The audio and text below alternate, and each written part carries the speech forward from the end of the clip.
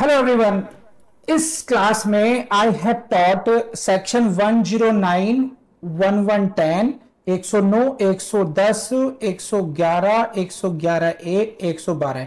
तो total 5 sections, 5 sections Indian evidence act के बहुत डिटेल्ड में और बहुत बढ़िया तरीके से पढ़ाए गए। आप लोगों का दिल खुश हो जाएगा। अभी क्या हो गया, बीएसए में भी कोई चेंज नहीं हुआ है। कॉरस्पॉन्डिंग सेक्शंस कौन से हो गए? 112, 113, 114 और 111 ए था, वो हो गया 115 और 112 हो गया 116। एब्सोल्युटली कोई चेंज नहीं है, एकदम घबराने की जरूरत नहीं है। केवल आपको सेक्शन नंबर चेंज करने हैं, उतनी ही अंडरस्टैंडिंग से पढ़ना है जैसे कि पढ़ाया गया है। इतना कर लेके काम चल जाएगा बस आपका, ठीक है। तो बस 109 का कॉरस्पॉन्डिंग हो गया 112, 110 का कॉरस्पॉन्डिंग हो गया 113 एंड सो ऑन। इसको ध्यान में रखते हुए आप लोग इस क्लास को स्टार्ट कीजिए and start learning fast. Let's start with the section 109 and see the language of this. What is this? When the question is whether persons are partners, landlord and tenant or principal and agent. तो please see, यहीं पर आप confuse होंगे। Section 109 is to determine, is regarding the burden of proof to determine on what kind of relationship, 3 kind of relationship. और यहीं पर वहां पर हमारे कंफ्यूजन होता है। You need to learn these phrases, partners, landlord and tenant और principal and agent. इन तीनों को आपको घोटना पड़ेगा। आप समझ रहे मेरी बात? See this side, when the question is whether persons are partners, landlord and tenant और प्रिंसिपल एंड एजेंट। प्रश्न क्या है कि जो ये 2 व्यक्ति हैं, क्या वो पार्टनर्स हैं, क्या वो लैंडलॉर्ड एंड टेनेंट का रिश्ता है उनके बीच में, और क्या वो प्रिंसिपल और एजेंट का रिश्ता है उनके बीच में। ये आपको प्रश्न है, ये जानना है आपको इसमें। दिस इज रिगार्डिंग, सी क्या कहता है ये next phrase, and it has been shown that they have been acting as such. And please I request you to highlight this barrack as it is, as I have done it, because every phrase is very important. And it has been shown that they have been acting as such. ये show कर दिया गया है, ये दर्शित कर दिया गया है कि वो अभी तक इस प्रकार से एक्ट करते रहे हैं।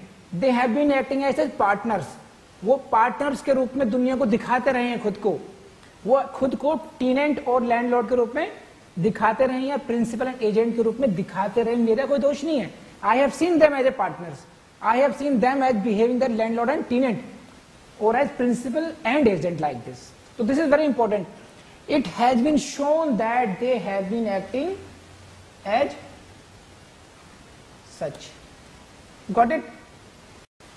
Then the burden of proving that they do not stand or have ceased to stand. कि वो पार्टनर नहीं है आपस में, वो लैंडलॉर्ड या टेनेंट नहीं है आपस में, वो प्रिंसिपल एजेंट नहीं है, या कभी थे तो they have ceased to stand. Partner थे कभी, बट राइट नाउ नहीं है, वर्तमान में नहीं है। They have ceased to stand, पहले थे अब नहीं है, या कभी नहीं थे। अगर वो लोग ऐसा कहते हैं, then the burden of proving that is on the person who affirms it. जो व्यक्ति ये कहता है कि हम पार्टनर नहीं है या हम प्रिंसिपल एजेंट नहीं है, वही ये प्रूव करेगा। Why he owed that burden of proof, उन्हीं के ऊपर ये भार करने ये साबित करने का भार क्यों आया? Because they have been acting as such. It has been shown कि आप ऐसा दुनिया को प्रदर्शित करते रहे हैं। आप उस रिलेशनशिप में, पार्टनर्स के रिलेशन में, प्रिंसिपल एजेंट के रिलेशनशिप में, लैंडलॉर्ड टेनेंट की रिलेशनशिप दुनिया को शो करते रहे हो, और आज आपकी लायबिलिटी आ रही है। Now you are saying I am not, then you will have to prove that no, I do not stand in that relationship और I have ceased to stand in that. Very simple, कोई छोटी सी बात है। तो question कहां से आएगा prelims का, समझ लीजिए आप लोग। क्वेश्चन आपसे आएगा प्रीलिम्स का यहां से, पहला क्वेश्चन यहां से, कि वो कौन कौन से रिलेशनशिप है जो 109 में अप्लाई करते हैं। बर्डन ऑफ प्रूफ इनकी बात चल रही है, तो किन की बात चल रही है? पार्टनर्स की, लैंडलॉर्ड एंड टेनेंट और प्रिंसिपल एंड एजेंट। समझ में बात? अब प्रीलिम्स में क्वेश्चन आएगा ये। Now 110, when the question is whether any person is owner of anything, this is the question. When the question is whether any person is owner of anything, क्या कोई व्यक्ति उस वस्तु का मालिक है, ये प्रश्न है आपका ये। Of which he is shown to be in possession. Next phrase, very important phrase for you. of which you see in next slide, of which he is shown to be in possession, जिसके जो वस्तु उसके कब्जे में दर्शित की गई है। आप समझ रहे हैं बात को? क्या क्वेश्चन है? देखो ये प्रश्न क्या है कि वेदर कोई अमुक व्यक्ति क्या उसका मालिक है या नहीं है।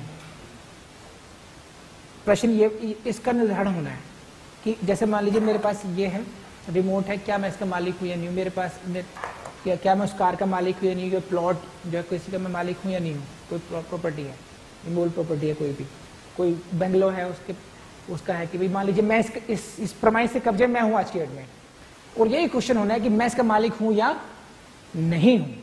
लेकिन एक चीज सेकंड क्या है important, what has been shown. जैसे 109 में क्या शो किया गया था, they have been acting as such. यहां पे व्हाट हैज बीन शोन कि that such person is in possession of that property, वो वस्तु वो प्रॉपर्टी उसके कब्जे में है।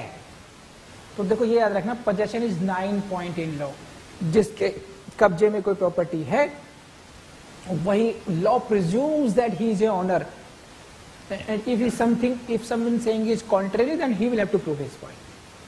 110 क्या कहता है इस regarding this, burden of proving that he is not the owner of the thing is upon the person who affirms it, जो ये कहता है कि ओनर नहीं है। सिंपल सी बात यह है कि अगर आप किसी प्रॉपर्टी के पोजेशन में हैं तो it will be presume you are owner, भले ही मेरी प्रॉपर्टी है ना। मान लीजिए मेरी घड़ी आपके कब्जे में है, अब मैं ये कहता हूं कि घड़ी का मालिक मैं हूं, ये नहीं है, आप हैं भी नहीं, फिर भी मालिकाना हक मुझे ही प्रूव करना पड़ेगा, मुझे इसको बिल दिखाने पड़ेंगे, आपसे कुछ नहीं पूछा जाना, you need not to prove anything. That is this is burden, because burden यहां पर क्यों है, because of the possession. Possession helps you. आप कह सकते हैं मेरे पास पोजेशन है, मेरी प्रॉपर्टी है, मेरा बिल खो गया, इसकी प्रॉपर्टी तो he will show, he should prove it. कैसे प्रूव करेंगे, बिल दिखाएंगे, कुछ और गवाह लेकर आएंगे जिन्होंने देखा, उनके हाथ में बंधी हुई घड़ी को, कुछ प्रूव कीजिए। इनको कुछ प्रूव नहीं करना, because of possession, because he is in the possession of that thing. आप समझ रहे हैं इस बात को? कर लेंगे। वहीं पर ही ऐसे ही जो 109 में हम लोगों ने पढ़ा, अभी 109 में उन्हें क्यों प्रूव करना पड़ेगा, they have been acting such as such. कहीं ना कहीं प्रिंसिपल ऑफ एस्टोपल उनका अगेंस्ट खड़ा हो जाएगा आकर के, if you have been acting as such you can not deny it now, right now, है ना। और नहीं थे then you will have to prove it now. हमने तो प्रूव करते कि you have been acting as such, ठीक है। तो दिस इज 109 एंड 110। मैं आपको दोबारा समझाता हूं। ये प्रश्न है कि क्या आप और मैं पार्टनर्स हैं या नहीं, क्योंकि पार्टनर्स की लायबिलिटी फिर म्यूचुअल एजेंसी से डिटरमाइन होती है। आपके कर्मों की सजा मुझे भी मिल सकती है, मेरे भी कर्मों की सजा आपको मिल सकती है, क्योंकि हम दोनों पार्टनर्स हैं। पार्टनरशिप यही कहती है ना, they act in mutual agency के रूप में काम करते हैं। They carry the business, they keep on business for each other, ठीक है ना। तो आपने कहीं से लोन लिया, ठीक, और लोन आप दे नहीं रहे, उन्होंने कहा कि विजयन सर से पैसा वसूल करते हैं, तो उन्होंने सू मुझे किया for recovery of that loan, सही है। अब मैं कहूंगा मेरा क्या मतलब इंसाफ से, तो no you are his partner. How I am partner, कि देखो see you came to the bank, you showed us you are partner, मैं वहां पर आया था, आप तब भी मिले थे, because of your representation so far you have acted so far as I am his partner. अगर आपको लायबिलिटी अपनी बचानी है तो यू प्रूव कि यू आर नॉट पार्टनर। समझे आप बात? क्योंकि मैं वैसा व्यवहार करता रहा हूं पहले इतिहास में, तो मुझे ही ये प्रूव करना पड़ेगा कि भाई मैं अब पार्टनर, लैंडलॉर्ड और टेनेंट का रिलेशनशिप मैं निभाता आ रहा हूं, मैं उनको रेगुलर मंथ पे किराया देता आ रहा हूं। अचानक मैं स्टैंड चेंज कर लेता हूं, I am the owner of this, I have purchase it from you, I am changing my stand now. Getting point? Now because I have been acting as such, then I will have to prove it. Ki why you have been, what was the justification for giving monthly installment, what were those? Rent था, कुछ और था. I will have to prove no, I was not tenant. There was no landlord-tenant relationship between me and he. Because क्यों prove करना पड़ेगा मुझे? Because I have been acting as such in past. अब समझ में आई बात आई? Same thing is principal and agent. हमारा स्टाफ बाहर बैठता है काउंटर पर, आप लोगों के लिए हेल्प के लिए बैठते हैं, आपको काउंसलिंग करते हैं, आपके लिए बहुत सारी चीजें जो एडमिन से रिलेटेड हैं डील करते हैं वो आपसे. वो तो they are acting as such my agent. Got it? Now someone, समझो they take fees and he और she slips away from here. Govern कर लेती है वो, और they don't give you any cash memo for that also. Receipt नहीं देते आपको वो. We ask fee for you, you say we have paid. I don't know whether you have paid और नॉट. आप क्या कहेंगे कि वी डोंट नो, ही और she was your agent there, it was your liability. मैं कहूंगा no, मेरे agent तो बिल्कुल नहीं थी, बिल्कुल नहीं थी. No, you have been acting as such. आप अंदर बैठे हैं चैम्बर में, वो आपसे मिलाने के लिए ला रहे हैं, आपसे बात कर रहे हैं. You have been acting as such, principal and agent. How can you deny this? If not you prove it, you were not agent, principal and agent. समझ में आई बात आपको? तो जो एक्ट करते रहे वो अगर डिनाई करते हैं अपने रिश्ते को, अब they will have to prove it. This is section 109. समझ में आगे बात है? 110 और समझाता हूं दोबारा फिर आपको मैं. 110 में केवल एक ही विषय और बात हो रही है कि क्या वह कोई व्यक्ति किसी वस्तु का स्वामी है या नहीं है. Whether any person is owner of anything, this is to be determined. सही. एंड प्लस बात क्या है? He is in possession of that thing. वो वस्तु उसके कब्जे में है. अब उसके कब्जे में है तो जो व्यक्ति कह रहा है कि ये इसका मालिक नहीं है, भले इसके कब्जे में तो है ये, बट ये इसका मालिक नहीं है, तो चुराई है इसने, इस पर गलत कब्जा है इसका. तो भाई आपको प्रूव करना पड़ेगा जो ऐसा कह रहा है गलत कब्जा है या चोरी की वस्तु है इसके पास. You will have to prove it. He need not to prove it because he is in the possession of that. Are you getting this point? समझ गए आप लोग? This is 109. एंड अब क्वेश्चन कहां से आएगा? इनकी हेडिंग से आ जाएगा. इनकी हेडिंग से आ जाएगा कि which section deals with the burden of proof as to ownership. Which section deals with as to prove the relationship of partners? Which section deals as to burden of proof to prove the relationship of tenant and landlord or an agent? इस पे question आएगा आपको बस ये, या इनके अंदर की लैंग्वेज पर आ जाएगा. एंड आई होप अब आप गलत करके आओगे नहीं, सही करके आओगे. सही तभी करोगे जब आप इसको रिवीजन में ले जाओगे. मैंने समझा दिया है, गो फॉर रिगरस रिवीजन. बढ़िया. Yes, 11. Very important for your prelims. Very important for you. This heading will help you. Heading से क्वेश्चन मिल जाएगा आपको. देखिए क्या कहता है. Proof of good faith in transactions where one of the party is in relation of active confidence. And key word here in this case, in this section is active confidence. जब एक व्यक्ति दूसरे के संबंध ऐसा है, दो व्यक्तियों का संबंध ऐसा है कि दूसरा व्यक्ति जो है उसके एक्टिव कॉन्फिडेंस में, एक्टिव कॉन्फिडेंस को हिंदी में क्या कहते हैं? सक्रिय विश्वास के संबंध रखता हो उसको. कैसे? Active confidence. पिता पुत्र है ना, पिता पुत्र, भाई बहन, पिता पुत्री, डॉक्टर पेशेंट, चेला गुरु, टीचर शिष्य. These are the relations, some of the examples of active confidence. Proof of good faith in transactions where one party is in relation of active confidence. कि जब क्या प्रूव करना है हमने? Good faith. क्या prove करना है? Good faith. गुड फेथ को हिंदी में क्या बोलते हैं? सद्भाव. सद्भाव से. अब देखो क्या है, देखो प्रश्न देखो क्या है. Where the question is as to good faith of a transaction. कोई ट्रांजेक्शन हुआ, क्या ये गुड फेथ में हुआ, क्या सद्भाव में हुआ या नहीं हुआ? Okay. Between the parties, one of whom stand in a position of active confidence. ऐसी पार्टीज के मध्य, पार्टीज कैसी हैं कि एक दूसरे के सक्रिय कॉन्फिडेंस में है. जैसे कि चलिए पढ़ते हैं पहला पूरा. The burden of proving the good faith of transaction is on the party who is in a position of active confidence. मैं इसको समझाता हूँ, elaborate करता हूँ. तो देखिए कि मैं अपने ऊपर लेता हूँ. मैं आपका यहाँ पर चीफ मेंटर हूँ, आपको समझाता हूँ. आपने इतना बड़ा दायित्व दे रखा है, आपके जिंदगी का, आपके जीवन का सबसे बड़ा सपना जज बनने के लिए आपने मुझे चुना है कि मैं आपकी उसमें हेल्प करूं, ठीक है ना। तो इससे बड़ा एक्टिव कॉन्फिडेंस का मामला शायद ही नहीं हो सकता। आपका जीवन दांव पे लगा हुआ है एक तरीके से, है कि नहीं है। अब मान लीजिए मैं इनको बुलाता हूँ साहब को, इनकी मोटरसाइकिल मुझे बहुत अच्छी पसंद आ जाती है, तो तुम मोटरसाइकिल क्या करोगे इस मोटरसाइकिल का, छोड़ो पढ़ाई पे ध्यान दो, जज बनने, मोटरसाइकिल पे घूमते रहते हो, भेज दो उसको। ठीक है सर, तो ये लो 5,000 रुपए।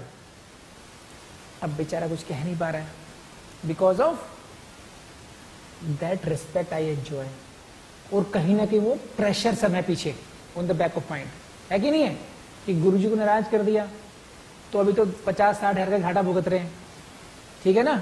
तो कोई बात नहीं यार, देखा जाएगा, समझ में आता आपको नहीं।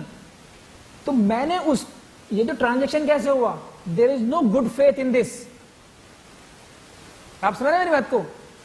यहां पे I misuse my position as a active confidence होने की, I misuse this position, समझे आप।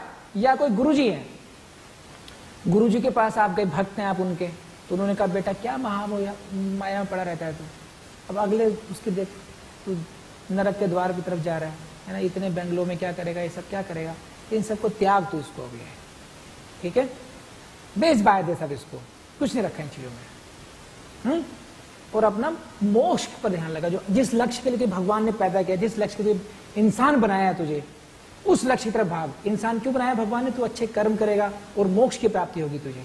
कह रहे प्रभु जैसा आप कहो, तुझे बेंगलोर बेच दे अपना, ठीक, चल ठीक है 5,000 मैं देता हूं, चल छोड़, तू ये क्या करना, 5,000 में करोड़ का बंगला दे दिया, सही है, वहां तो बेच बाच दिया।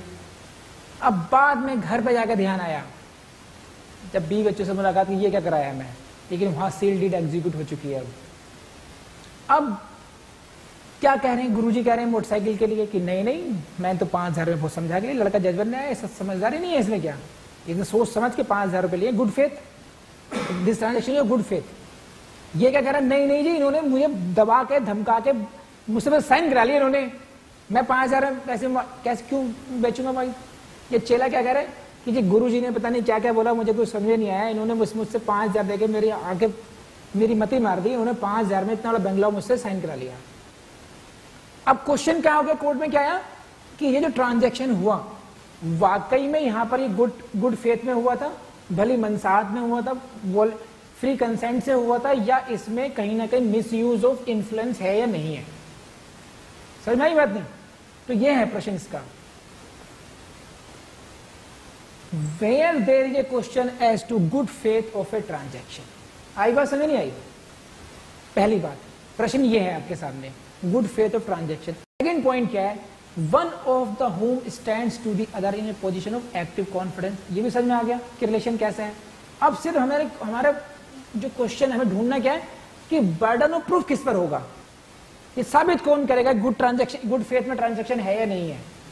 Who will prove this, who owes that burden of proof, then burden of proof is answer क्या है, नहीं हूं, ये साबित करने का भार बर्डन ऑफ प्रूफ किस पर होगा, मैं ही प्रूव करूंगा कि मैं पार्टनर नहीं हूं। अब ऐसे ही लैंडलॉर्ड एंड टेनेंट, मान लीजिए ही ये प्रूव करना पड़ेगा कि ये ट्रांजैक्शन गुड फेथ में हुआ था।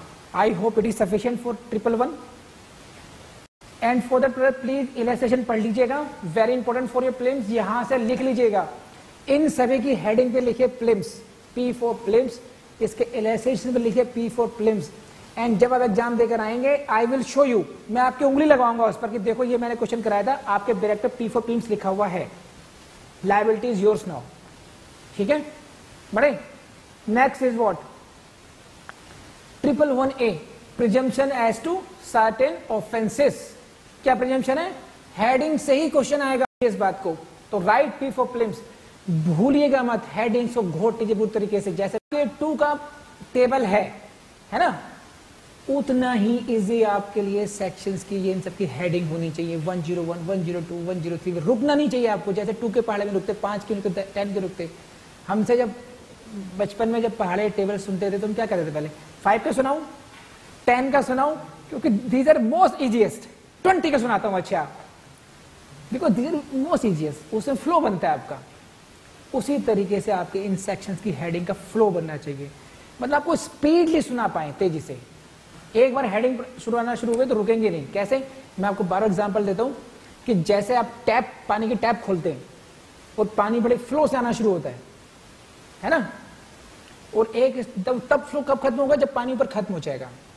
एक बार आपने सेक्शंस को सुनाना शुरू किया, सेक्शन 1 में ये, तो 167 तक की जो हेडिंग्स हैं, या जो मैं बता रहा हूं आपको हेडिंग्स, आप तभी रुकेंगे जब लास्ट में पहुंच जाएंगे।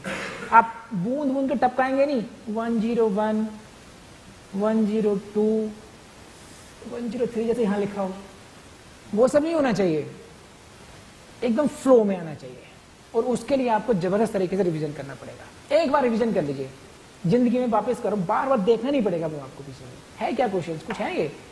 यूपीएससी के सामने कोई भी स्टैंडर्ड नहीं है इन एग्जाम्स का। एक्चुअली ये डैम इजी, आपका कंपटीशन केवल आपसे, कि आप मेहनत कर रहे हैं नहीं कर रहे उस तरीके से, बस आपके हाथ में है जज बनना, मुश्किल काम नहीं है। तो साथ कर लोगे 118 की हेडिंग। नाउ बढ़िए, आप क्या है इसमें?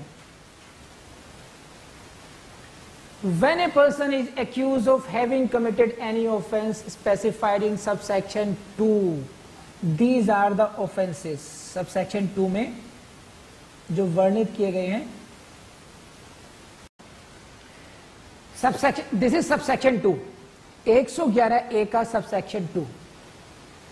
The offenses referred to in subsection 1 are the following, namely an offense under section 121, 121A, 122 और section 123 of IPC. ये कौन से ऑफेंसेस हैं? वेजिंग वॉर, ये ऑफेंसेस हैं। Waging war against the state, conspiracy, collecting arms etcetera. ये तो section number आ रहे हैं 121, 121A रिलेटेड, वो सारे सेक्शंस हो गए आपके।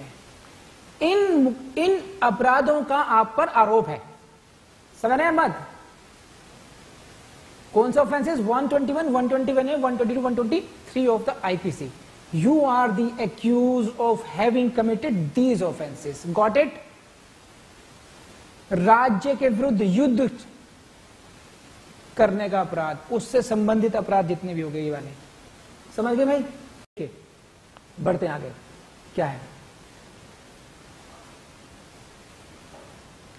When the person is accused of having committed any offense specified in subsection 2, समझ में आ गया कौन सा अपराध? सही है। दूसरी बात, कौन से एरिया में? In any area declared to be disturbed area, ऐसे क्षेत्र में जहां पर उस क्षेत्र को डिस्टर्ब्ड घोषित कर दिया गया है। समझे आप? उस एरिया क्या घोषित कर दिया गया है?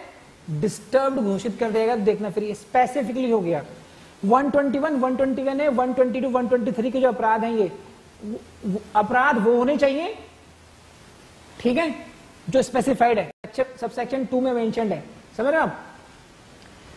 एंड कौन से एरिया में होना चाहिए? एरिया स्पेसिफाइड, लिमिटेड एरिया हो गया ये। कौन सा area? Which has been declared to be disturbed area. In any area declared to be disturbed area under any enactment for the time being in force making provisions for the suppression of disorder and restoration and maintenance of public order। कोई भी कानून हो, कोई भी enactment हो, उसके अंतर्गत अगर किसी एरिया को डिस्टर्ब्ड एरिया घोषित कर दिया गया है, बस आपको यहां फोकस करना है। Maybe any area, the only requirement is what? That area should be declared to be disturbed area in any enactment for the time being in force. Got it? Yeah. Any area in which there has been over a period of more than 1 month extensive disturbance of public peace. मैंने आपको यहाँ पे show किया, मैं show करता हूँ यहाँ पे। Where is it? इस स्लाइड में देखिए, this is, या तो ये एरिया हो, area declared to be disturb area हो, समझे? या एरिया कौन सा हो? ऐसा area in which there has been over a period of more than 1 month, और ये पीरियड पर प्लीज प्लिम्स लगाइए, पी फॉर प्लिम्स। कितने period? More than 1 month extensive disturbance of public peace. Public peace को बड़े स्तर, लोक शांति में व्यापक विघ्न रहा हो। Very good Hindi. लोक शांति में व्यापक विघ्न रहा हो, कब तक? 1 मास से अधिक अवधि में। तो या तो ये एरिया हो या ये एरिया हो। पहला एरिया कैटेगरी कौन सी हो गई? या तो उसको डिक्लेयर किया गया हो, डिस्टर्ब्ड एरिया घोषित कर दिया गया हो, या फिर दूसरा एरिया कोई ऐसा एरिया जहां पर 1 माह से व्यापक रूप से 1 मास से अधिक अवधि के लिए लोक शांति भंग हो वहां की। सही है, ऐसे एरिया की बात कर रहे हैं। सही। And it is shown that such person had been at a place in such area, और ये दर्शित कर दिया गया है कि वह व्यक्ति जिस पे आरोप लगाया गया है वह इन एरिया में रहा है।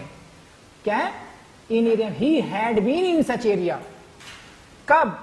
एट ए टाइम, कैसे समय में?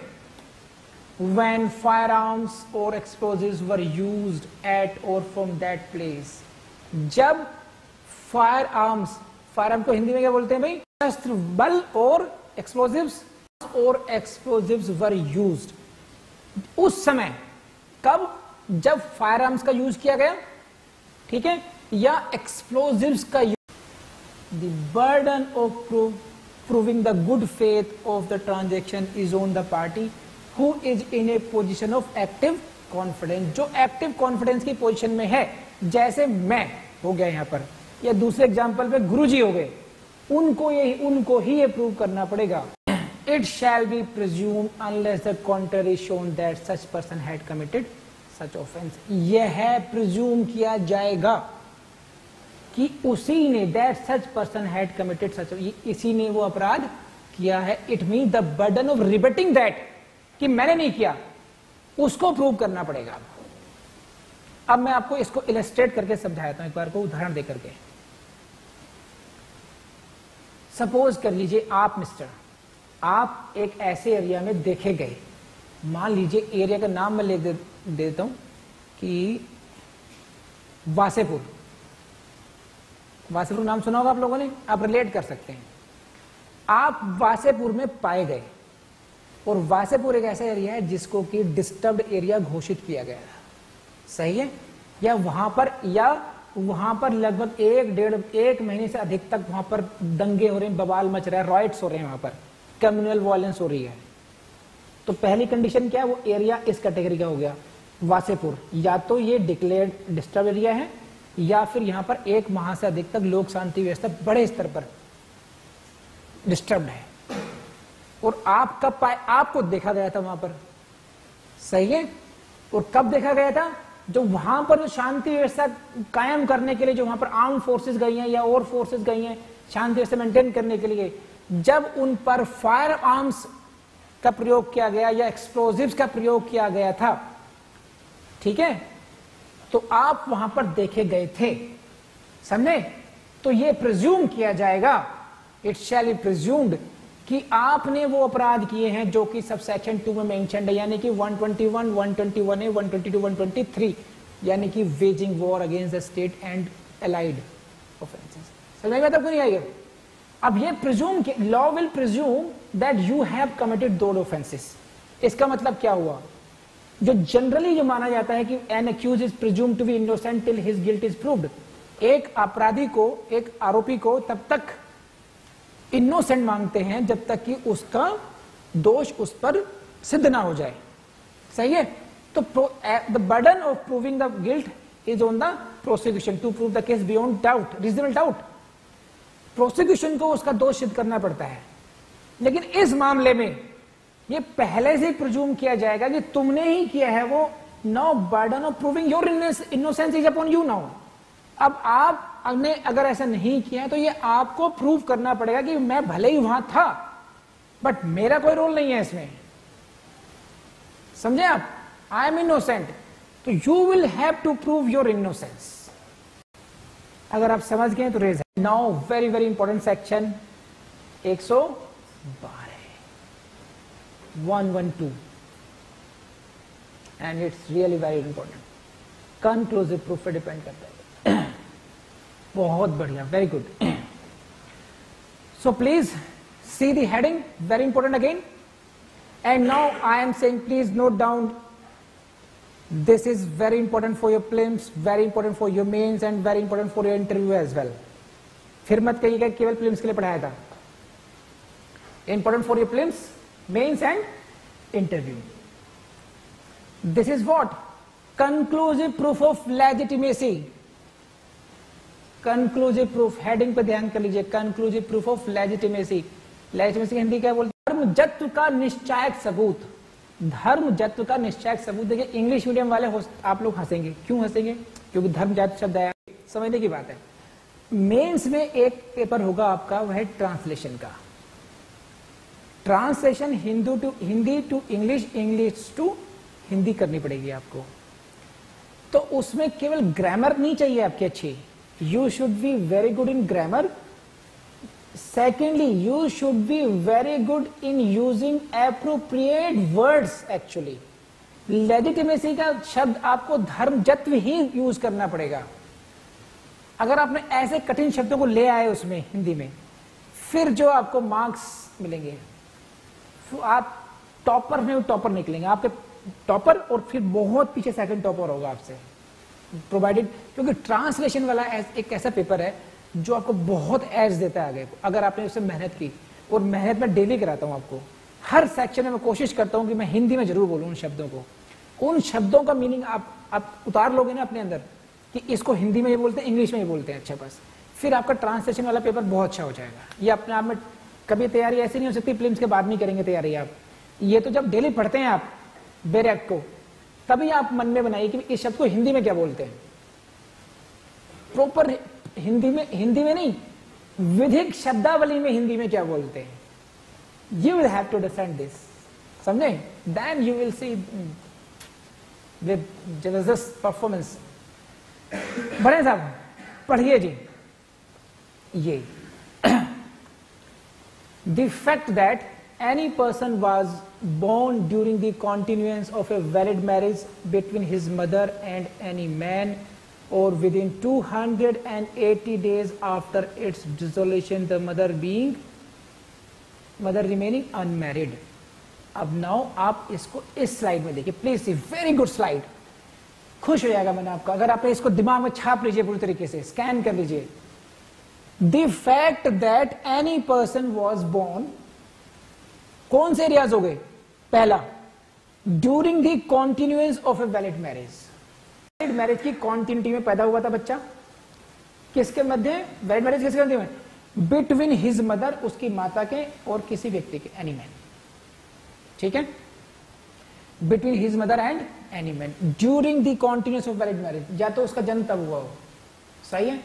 ए और बी, ए मैरिड बी, ए की शादी किससे हुई? बी से हुई, और उनका एक पुत्र, उनका हो या नहीं हुआ हो ये बात नहीं कर रहे, उनकी शादीशुदा जिंदगी, जब यही डिवोर्स नहीं हुआ है, दे आर स्टिल मैरिड, तो उनके उस कॉन्टिन्यूटी ऑफ वैलिड मैरिज में एक बच्चा हुआ, उस स्त्री को एक बच्चा हुआ। समझ में आ गई बात आपको? सही है? मैं ये नहीं कह रहा कि वो बच्चा उसी व्यक्ति का है, मैं सिर्फ ये कह रहा हूं ए पर्सन वॉज बोर्न कब? During the continuance of a valid marriage between his mother and any man. सही है? या तब नहीं हुआ, यानी कि डिवोर्स हो चुका, मैरिज हैज बीन डिसॉल्व्ड इधर बाय डिवोर्स और डेथ, या तो डेथ हो गई या डिवोर्स हो गया। सेकंड कैटेगरी कब है? With in 280 days after it's dissolution. ये प्लीज महीने और दिन याद रखिएगा, कितने दिन है ये यूज किया गया था, आप वहां पर कब थे? देखो ये तीन बातें हो गई, इसको समझ लीजिए ढंग से। 1A का एरिया कौन सा है? इन दो में से कोई एक एरिया, इधर it should be public disturbed area, it should be declared as disturbed area, और there has been for more than 1 month extensive disturbance of public peace. इनमें से एरिया हो, you have been in that area, आप रहे हैं उसमें, आप पाए गए थे उसमें, लेकिन किस समय? जब फायर आर्म्स यूज किए गए थे, बम फोड़े गए थे, एक्सप्लोजिव यूज किए गए थे, उस समय आप वहां इन एरिया में थे। समझे आपने?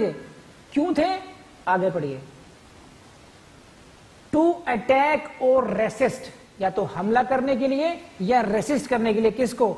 the members of any armed forces or forces charged with the maintenance of public order acting in discharge of their duties, जो वहां पर आर्म्ड फोर्सेस थे उन पर अटैक करने के लिए जब फायर आर्म्स यूज किए गए, उन पर अटैक करने के लिए जब एक्सप्लोजिव्स यूज किए गए, समझे, या उनको रेसिस्ट करने के लिए फायर आर्म्स या एक्सप्लोजिव यूज किए गए, आप उन डिस्टर्ब एरिया में या उस सेकंड कैटेगरी के एरिया में पाए गए थे। और आप पे आरोप क्या है? Waging war against the state, 121, 121A, 122, 123। समझ गए बात? सो if that person is born either during this period or during this period, this shall be the conclusive proof that he is the legitimate son of that man. Now please try to understand the meaning of conclusive proof here. Conclusive proof, the term conclusive proof has been defined in the section. Conclusive proof का meaning वहां दिया हुआ है section 4 में। Conclusive proof का मतलब यह है कि it is irrebuttable presumption. What is irrebuttable presumption? Means you will not be allowed to rebut that. ये मान लिया जाएगा कि जिनकी शादी हुई थी, जिससे शादी हुई थी, ये इसका बाप वही है। अब मैं आपको एक फनी थोड़ा सा किस्सा बताता हूं ताकि आप रिलेट कर पाओ आप। सही है? यही स्टोरी मैं बार बार सुनाता हूं, इसलिए कुछ स्टूडेंट्स हंसेंगे इस बात पर, लेकिन क्योंकि मेरे पास दूसरी स्टोरी नहीं है, ट्रू है एक्चुअली ये। इस एरिया में एक परिवार रहता था, है ना, तो मैं कम्युनिटी का नाम नहीं लूंगा यहां पर अब, क्योंकि वो किसी के लिए डिफेमेटरी हो सकती है। तो एक कम्युनिटी का नाम रहते थे यहाँ पर ये, और यहाँ पर एक प्रथा है, एक प्रैक्टिस है यहाँ पर कि यहाँ पर लोग एक ही फ्लोर पर रहते हैं, बाकी सारे फ्लोर को किराए पर दे देते हैं। तो उन्होंने बाकी सारे फ्लोर्स को अच्छे किराए के उसमें एक अफ्रीकन्स को दे दिया गया। अफ्रीकन्स का मतलब ये कि वो डिफरेंट ब्रीड है अपने आप में, उनके हमसे अपने उनके घुंघराले बाल और वो सब होठ मोटे काला रंग, वो सब इस तरीके के उनके अपने आप में एक अलग अफ्रीकन्स, निग्रोज बोलते हैं उनको, है ना। शादीशुदा जिंदगी चल रही है ना। खुशखबरी आई, मैडम प्रेग्नेंट है, बहुत बढ़िया, खुशियां दुनिया भर के जो चलते हैं, गीत गपते हैं। बच्चे का जन्म हुआ। जैसे ही बच्चे का जन्म हुआ और डॉक्टर ने वो बच्चा हाथ में दिया, तो जो हस्बैंड है उसके होश उड़ गए। वजह क्या था कि उसके जो फीचर्स थे वो उसके बाप से कम मिल रहे थे। He was a Negro. अब नीग्रो बच्चा पैदा हो गया अगर, अब उस पिता ने छक्के जोर लगा लिए कि मेरा नहीं है ये, मेरा ऐसा साड़ा मुंडा ऐसा हो ही नहीं सकता। अब बड़ा मुंडा ऐसा हो सकता नहीं हो सकता। सेक्शन 112 ये कहता है कि आपकी शादीशुदा जिंदगी चल रही थी, नहीं चल रही थी। This son is born, this person is born during the continuance of your valid marriage. Then it is the conclusive proof you are the father of that child. Conclusive proof का मतलब है you will not have to be allowed कि this is not my son, this is not my girl. आपको ये law permit भी नहीं करेगा कि आप इसको कोई ऐसा सबूत ला के दें कि भाई ये मेरा बच्चा नहीं है। अभी तक रूल था, मैं अभी आऊंगा डीएनए टेस्ट पर आने वाला हूँ, मैं होल्ड इट, ठीक है, एक्सेप्ट डीएनए टेस्ट की बात करते हैं। तो that shall be the conclusive proof का मतलब ये है कि वो छक्के मर जाए, कुछ भी कर ले, वो ये प्रूफ उसको अलाउड ही नहीं करेंगे। वो कहेंगे मैं सबूत ला के देता हूं, कि सबूत लाने की जरूरत ही नहीं है। Why? It is a conclusive proof कि this is your child. Got it? Second category, divorce हो गई, डिसॉल्व हो गई मैरिज, लेकिन वही बच्चा अगर 280 दिन में पैदा हुआ होता और लेडी ने शादी नहीं की होती, तब भी वो बच्चा उन्हीं साहब का माना जाता। वो कितना ही हंसी तुसी करते रहते, लेकिन वो बच्चा उन्हीं का माना जाता। एक कहावत है, समझदार को इशारा काफी। सही है, काफी लोग समझ गए अपने आप में मैं क्या कहना चाह रहा था। So you got it? तो कंक्लूसिव प्रूफ का मतलब ये हुआ कि उस व्यक्ति को, जिसकी पत्नी ने वो बच्चा पैदा किया, उस वही व्यक्ति उस बच्चे का पिता माना जाएगा, और उसको यह अधिकार नहीं हुआ कि वो रिबट भी कर पाए कि मैं इसका पिता नहीं हूं। तो this has been law so far, क्योंकि साइंस एंड टेक्नोलॉजी इतना ज्यादा अभी पावरफुल नहीं थी। लेकिन जब से डीएनए टेस्ट आया है, through DNA test prevails over this conclusive presumption. If DNA test proves otherwise, then this can be that scientific, because that is the most scientific way of the proving the paternity. So that can, through that evidence, this presumption can be rebutted. Okay, and for that purpose you can note down the case laws. And please note down these case laws. Nandlal Vasudev Vadvik. Nandlal Vasudev Vadvik versus Lata Nandlal Vadvik, AIR 2014, Supreme Court 932. तो ये citation लिख लीजिए. This is very important, unique है, case law के रूप में कभी पूछी जा सकती है आपसे एग्जाम में. एंड डोंट ब्लेम मी कि सर केस लॉ पूछा गया था. DNA test prevails over presumption of conclusive proof under section 112. 112 में जो conclusive presumption है, 112 में जो conclusive presumption है उस पर DNA test prevail करता है. ठीक है, समझ गए आप लोग नहीं? अभी ये दूसरा केस है शेख फखरुद्दीन वर्सेस शेख मोहम्मद हसन, AIR 2006, आंध्र प्रदेश 48. 280 दिन. यहां से प्रीलिम्स से क्वेश्चन आएगा, लिख लो भाई इस पर अलग से. 280 डेज आफ्टर इट्स डिसोल्यूशन. तो जो उसका जो जन्म के जो समय है वो दो में से कोई एक हो, क्योंकि शब्द क्या है यहां पर? और है कि नहीं है? समझ आ रहा है? देखो मैंने स्लाइड इसलिए बनाई ताकि आपको ये पूरा का पूरा मैथमेटिकल तरीके से समझ में आए आप लोगों को. या तो उसका जन्म इस पीरियड में हुआ हो, during the continuous valid marriage में हो, या उसका जन्म विद इन 280 डेज हुआ हो. 280 डेज कब? After dissolution. आज डिवोर्स हो गया, आज के बाद 280 दिनों के बीच में हो गया. लेकिन कैसे? मदर रिमेनिंग अनमैरिड, माता ने शादी नहीं की थी. डिसोल्यूशन कैसे हो सकता है? दो तरीके से हो सकता है. या तो डिवोर्स हो गया हो, डिसोल्यूशन ऑफ मैरिज, या जिससे वो विवाहिता थी उसकी मृत्यु हो जाए, पुरुष की मृत्यु हो जाए, तो डिसोल्यूशन ऑफ मैरिज हो गया. लेकिन शर्त क्या है कि दी मदर रिमेनिंग अनमैरिड. शादी 280 दिन में शादी नहीं की दोबारा, तो जन्म उसमें हो जाए. सही है? अगर ये फैक्ट है, if this is, so this arrow goes down, this fact shall be the conclusive of proof that he is the legitimate son of that man. ये फैक्ट, उसका जन्म लेना, इस टाइम पीरियड में जन्म लेना ही अपने आप में कंक्लूसिव प्रूफ होगा क्या? कि यह उसी का पुत्र है. तो this is about the presumption of paternity. माता को तो पता ही है. It is regarding the question कहां से आता है कि section 112 deals with the last paragraph आ जाएगी. Unless it can be shown that parties to the marriage had no access to each other at any time when he could have begotten. Unless it can be shown that the parties to the marriage had no access to each other at any time when he could have been begotten. देखिए, जब तक कि अगर ये prove ना कर दिया जाए कि जिनकी बाद अब पार्टी टू द मैरिज पति पत्नी है, उनका उस समय, किस समय? जब इस बच्चे ने गर्भ धारण किया होगा. At any time when he could have been begotten. जिस समय इसने गर्भ धारण किया होगा उस समय इनका एक्सेस ही नहीं था. बच्चा आज पैदा हुआ, इसका मतलब है 8-9 महीने पहले इसका गर्भ धारण हुआ होगा. 8-9 महीने पहले क्या? एक उस समय तो लड़का वहां पर था, अमेरिका में था. भले इनकी कॉन्टिन्यूटी ऑफ मैरिज चल रही, मैरिज है, this person is born during the continuance of marriage, but this is also fact that they had no access to each other at this relevant point of time. What is the relevant point of time? What is the relevant point of time? At any time when he could have been begotten. समझे आप बात? अब I show you कैसे कैसे question से पूछे गए हैं.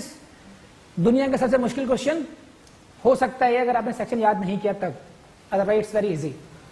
Under which section of Evidence Act legitimacy of a child born during the lawful wedlock is presumed? Section. तो यहां पर इससे क्या चलता है पता है हमको? You will have to remember the section. Next. Reverse कर दिया. Section 1112 of Indian evidence act provides for presumption of legitimacy, ठीक है, presumption of life, presumption of marriage, presumption of death, ये प्रिजम्पशन ऑफ लेजिटिमेसी कर लेंगे। एक question जो मैंने देखा था जो यहां पर अभी आया नहीं है यहां पर सामने कहीं, वो क्वेश्चन था टाइम पर, कि जो टाइम कौन सा इंपॉर्टेंट है, at any time when he could have begotten, इस बात को ध्यान रखना। बच्चे का बर्थ कब होना चाहिए, उस 2 पीरियड में होना चाहिए, ड्यूरिंग द कॉन्टिन्यूस मैरिज होना चाहिए या और within 280 days after the dissolution of marriage होना चाहिए। And they had no access कब देखा जाएगा, when he could have been begotten. इन फैक्ट्स का ध्यान रखेंगे आप लोग। तो दिस इज 1112 कर लेंगे सब। तो this is 109 to 1112। I hope कि you will get 1 question from this. कर लेंगे। Thank you for today. So dear students, कैसी लगी क्लास आपको? देखिए, ये जो क्लास है ना, मेरी क्लास कौन सी थी, जब मैंने पहली बार एविडेंस एक्ट को पढ़ाया था, तो उस समय की जो एनर्जी थी, उस समय देखा जो जज्बा था, वो था कि बस सब कुछ जो सीने में है ना, अपने स्टूडेंट्स को दे दो। तो एक भी बात इग्नोर मत करना, चाहे तो इस वीडियो को रिपीट करके देख लेना अच्छे तरीके से। जितना पढ़ाया गया उसको अगर याद रख लोगे, व्हाट आई एम सेइंग, जितना पढ़ाया गया उसको अगर याद कर लोगे तो भाई जज बन जाओगे। पढ़ने को तो ज्ञान का सागर है, कितना ही पढ़ते रहो, कितने केस लॉ लाते रहो, there is no limit at all. इसको पढ़ लो, समझ लो, उसी ब्रेक जैसे मैंने ब्रेक कर करके पढ़ाया है वैसी अंडरस्टैंडिंग डेवलप कर लो। One day you will be जज, एंड हो सके जज बन जाओ तो कम से कम, चलो पर्सनली नहीं भी मिलो, हालांकि मेरा नंबर तुम्हें मिल जाएगा कहीं से, लेकिन फिर भी अपने ये जो यूट्यूब का जो कमेंट बॉक्स है इसमें जरूर अपनी इंफॉर्मेशन देना मुझे, ठीक है। और प्लीज लाइक से पता क्या होता है, लाइक से क्या होता है कि ना, यूट्यूब कहते हैं ऐसा कि यूट्यूब के जो एल्गोरिथम है उसको पसंद करता है कि आपका वीडियो लाइक किया जा रहा है, तो वो अपने आप ऑटोमेटिक शेयर करता है। तो अगर आप लाइक कर देंगे, कमेंट्स करेंगे, तो उसका एक इनडायरेक्टली बेनिफिट और स्टूडेंट्स को हो जाएगा कि जो बाकी स्टूडेंट है जिनको भी नहीं भी पता है इसके बारे में। तो कर लेंगे आप, प्लीज ऐसा जरूर कीजिएगा, है ना। एंड हमारी जो वेबसाइट है उसको जरूर एक्सप्लोर कीजिएगा, जरूर जरूर जरूर एक्सप्लोर कीजिएगा। Thank you very much.